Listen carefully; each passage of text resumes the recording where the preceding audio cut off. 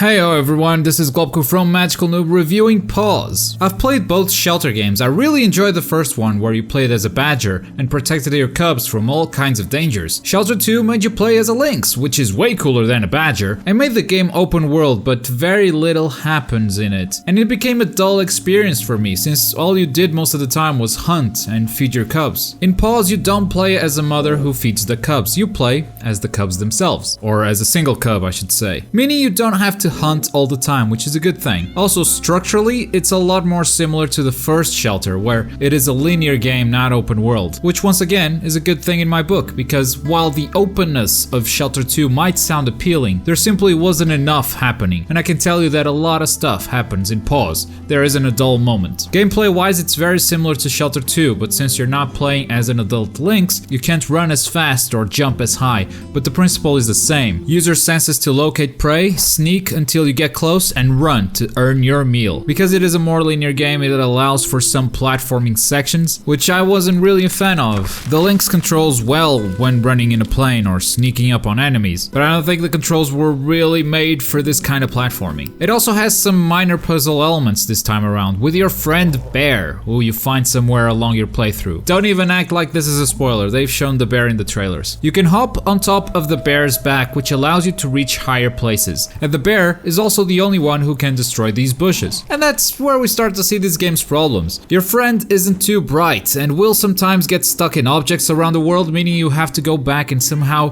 trick the AI into following you again. Also, there are a lot of animations that look real bad. Look at this goose, or swan, I don't know. This flight animation is just horrible. In fact, there's a lot about this game that technically is a lot worse than Shelter 2, and it seems to run pretty much on the same engine. I've had instances of textures missing, for instance. You can also see textures not popping but changing in the distance, and this happens constantly. I hate to use this word in reviews, but it lacks polish. In animations, in texture work, ambient occlusion, stuff like that just kept breaking my immersion. Story-wise, without going into spoilers, it does the Shelter thing of telling a story that should be predictable, but somehow you didn't see it coming and it gets very emotional. And that's probably one of the strongest points of this series and why so many people love these games. And Paws isn't the exception. It is just as emotional as the previous games. You can finish the story in a little over an hour, which for a $15 price point might be pushing it. In terms of replay value, all the incentive you have is to collect stuff. You've got the more traditional collectibles that you simply pick up, and you also have memories which make a complete drawing once you find all of them. The visual style remains loyal to the previous games. I've said it before, but I don't think it looks pretty, but it's original, and that's something I can respect. And the soundtrack is just as good as it was, meaning it's a great soundtrack. Overall, I think this game might be too expensive for what it is. I think it's worth playing through it once, even though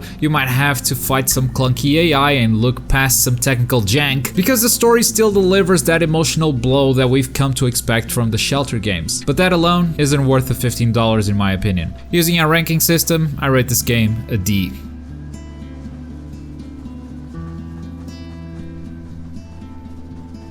Thank you for watching our review for Paws. If you've got any opinions about this game or the previous Shelter games, make sure to share them in the comments below. Click that like button if this review was useful to you, and subscribe for more gaming goodness. I've been Globku. Take care guys. Bye.